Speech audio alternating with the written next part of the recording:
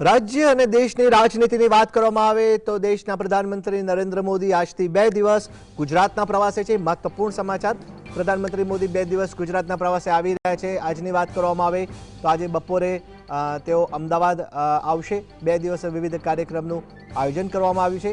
આજના કાર્યક્રમની વાત કરીએ તો આજના કાર્યક્રમમાં બપોરે તેઓ નિકોલ ખાતે ખાસ કાર્યક્રમનું અમદાવાદના નિકોલમાં જે કાર્યક્રમનું આયોજન કર્યું છે ત્યાં આગળ તેઓ હાજરી આપવાના છે।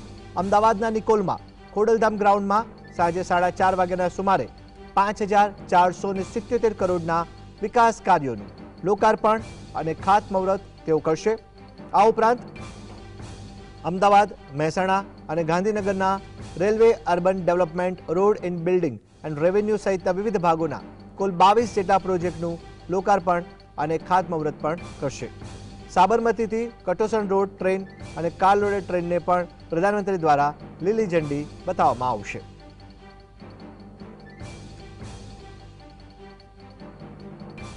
તેમના કાર્યક્રમ ઉપર નજર કરીએ તો આજે બપોરે 4:30 વાગે નિકોલના ખોડલગ્રામમાં જાહેર સભાનું આયોજન કરાયું છે અને આ સાથે જ અન્ય કાર્યક્રમોમાં પણ તેઓ હાજરી આપશે।